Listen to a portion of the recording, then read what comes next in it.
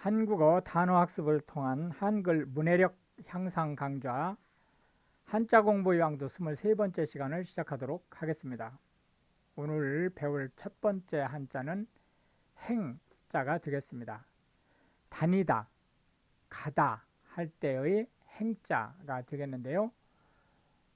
이거는 이게 이제 밑에 있는 게 사람인변이죠. 그래서 두 사람인변이라고 얘기를 합니다. 그 다음에 오른쪽에 점을 찍고 횡으로 긋고 수직으로 내려간 다음에 삐침으로 올리면 행자가 되겠습니다. 가다, 다니다 할 때의 행자가 되겠습니다. 하나, 둘, 셋, 넷, 다섯, 여섯 해서 총 6획이 해당되는 문자가 되겠습니다. 한 번 더 해보겠습니다. 다니다 또는 가다 할 때 올레자를 배웠었죠. 그 올레자의 반대 개념입니다. 해서 가다 또는 다니다 할 때의 행자가 되겠습니다. 서울행 그러면 서울을 목적지로 하는 교통편을 얘기합니다. 예를 들어서 버스일 수도 있고 항공편일 수도 있고 또 지금은 이제 배편은 이제 없지만 옛날에 배편도 있었고 또 열차 편도 있을 수 있죠. 최종 도착지가 서울입니다. 그러니까 그 중간중간에 쉴 수도 있고 서울로 직행할 수도 있죠. 행보라고 하는 것은 다니는 자취를 얘기합니다. 어디를 거쳐 갔느냐라고 할 때 그 다닌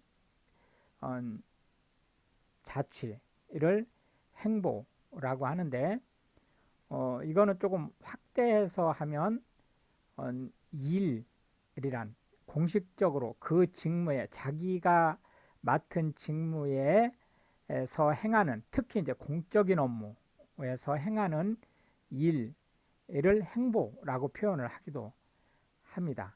예를 들어서 첫 번째 행보로 국립묘지를 찾았다. 뭐 이런 식으로 표현을 할 수 있습니다.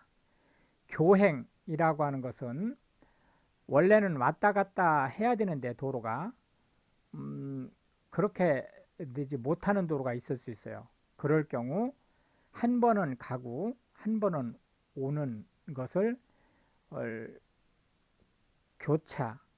교대로 하는 것을 교행이라고 얘기를 합니다. 지금은 모든 열차 그 궤도가 복선화되어 있었지만 초기에는 그게 단선으로 있었죠. 그러니까 열차가 갈 때는 오는 열차는 움직이질 못했죠.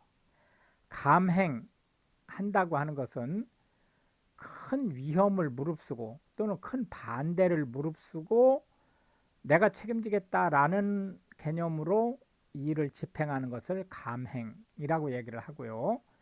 논공행상이라고 하는 것은 무슨 일이 끝쳤을 때 그에 대한 공로를 가려서 상을 내리거나 또는 특진을 시키는 일을 논공행상이다 이렇게 얘기를 합니다.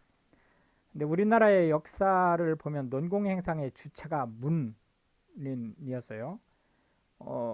그러다 보니까 예를 들어서 전쟁이라든지 이런 데에서 정작 목숨을 바친 사람은 무신 또는 일반 백성인데 공은 누구한테 즉 상은 누가 받게 되냐면 문인들이 받게 되는 이런 이제 엉뚱한 일들이 5천년 역사에 계속 반복되면서 상당히 어려운 상황에 처한 적이 많다.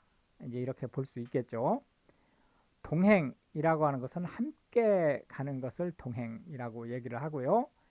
행려라고 하면 원래 이게 여행자를 뜻하는 겁니다. 밑에 여행이 있죠. 여행은 집을 떠나서 그러니까 주 거주지를 떠나서 이곳저곳을 돌아다니는 것을 여행이라고 얘기를 하는데, 원래 여행의 개념은 레저 또는 레크레이션이라는 의미를 가지고 있는데, 지금은 꼭 그 레저나 레크레이션이 아닐 수 있어요. 그러니까 업무상 여행을 할 수도 있습니다. 그러니까 지금은 여행이라는 개념이 옛날보다는 훨씬 더 확대됐다, 이렇게 볼 수 있어요. 근데 이 행여라고 하는 것은 원래는 여행자란 뜻이에요. 원래는.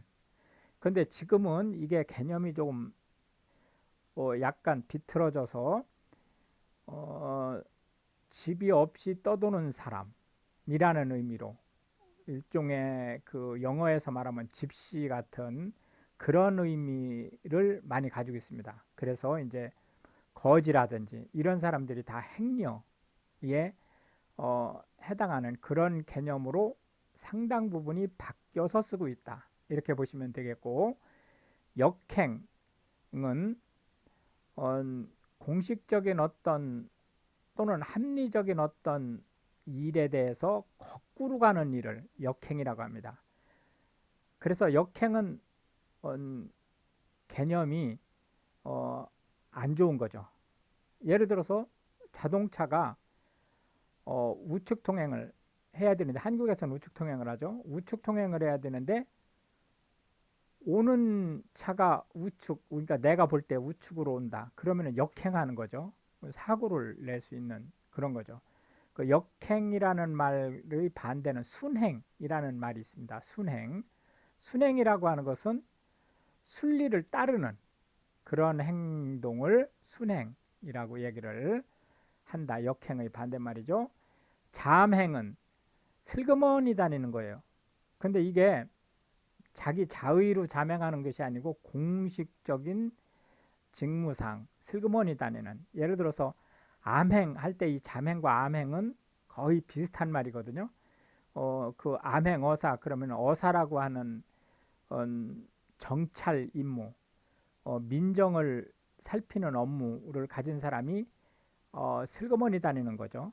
그러한 것을 어, 암행 또는 잠행이라고 하는데, 암행은 어, 공식적으로 100% 공식적으로 다니는 거예요. 겉으로 드러나질 않을 뿐이지. 그러나 잠행은 그게 공식적인 업무일 수도 있지만 어떤 때에는 어, 숨어서 나타나지 않기 위해서 어, 자취를 감추는 것도 잠행이라고 합니다. 그러니까 그럴 경우 잠행은 나쁜 의미 또는 범죄에 연루된 업무로 쓰일 수 있다. 이제 이렇게 보실 수 있겠습니다. 두 번째 한자는 갑자가 되겠는데요. 갑옷을 나타내는 갑자입니다. 해서 갑자는 상대적으로 좀 간단하게 쓸 수 있는 한자죠. 내려 긋고 기역자처럼 가운데를 긋고 마무리한 다음에 요 천정에 닿게 해서 직선으로 내려 긋으면 끝입니다.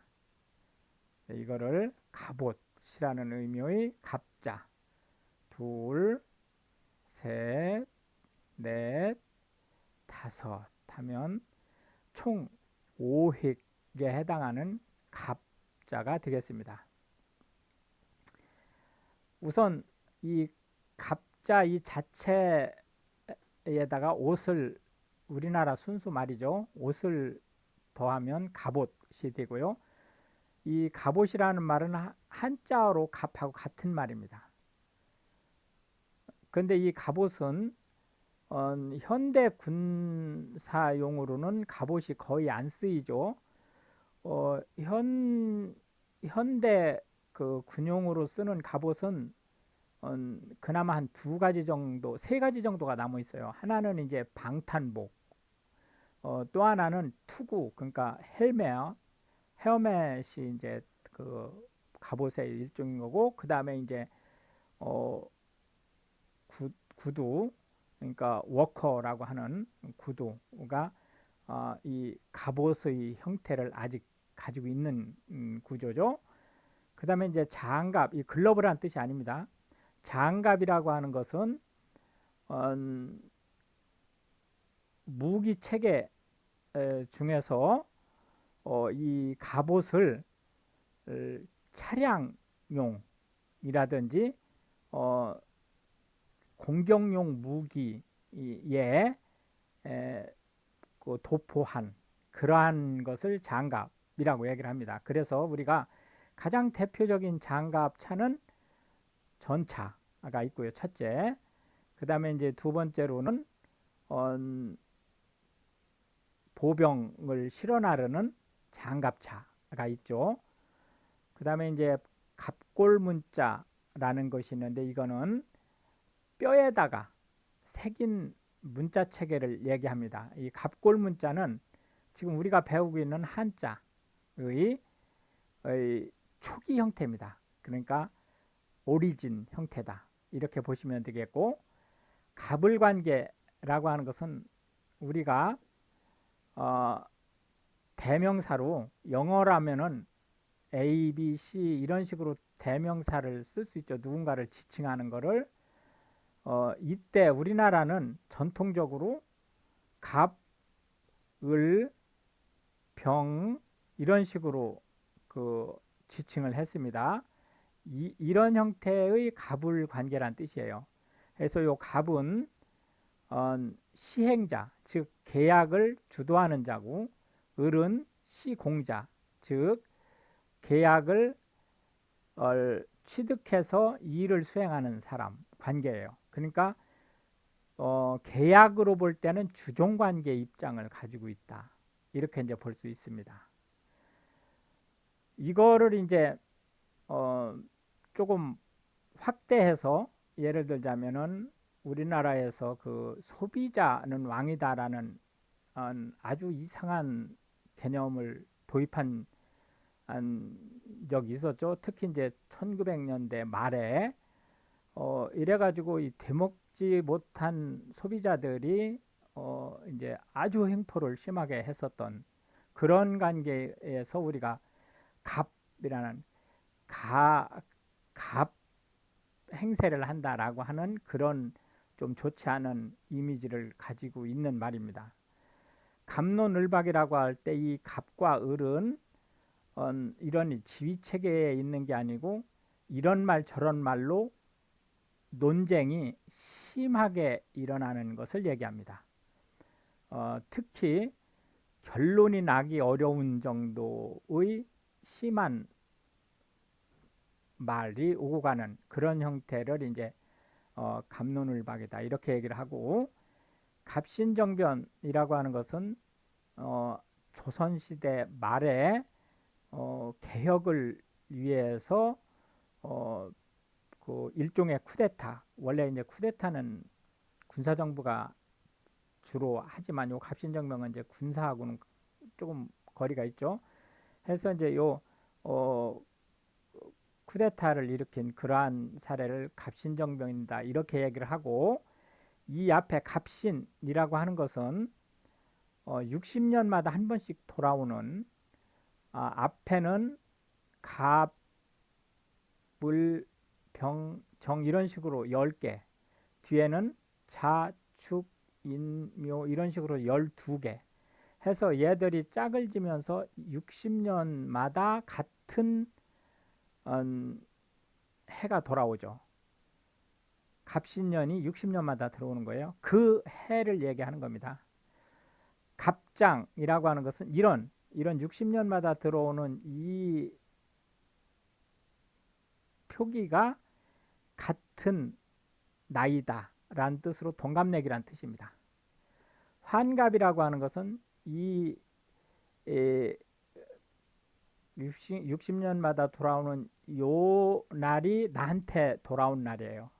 그러니까 60번째 생일날, 60번째 생일날이니까 우리나라로 말하면 61세인 때가 되는 거죠.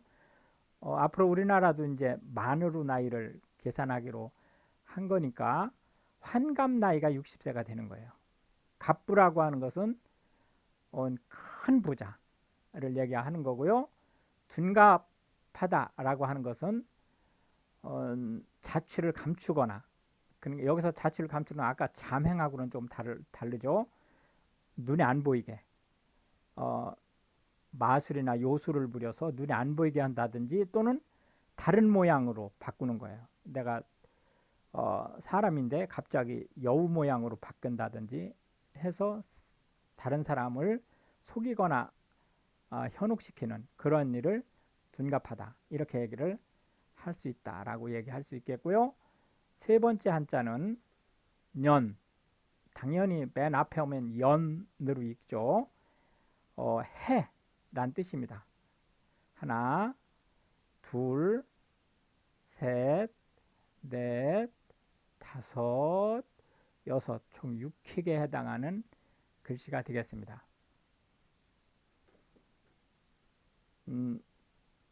해, 이열을 얘기하는 거다.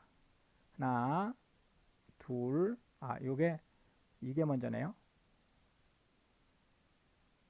다섯, 여섯, 이렇게 되겠고, 한 번 더 써보겠습니다.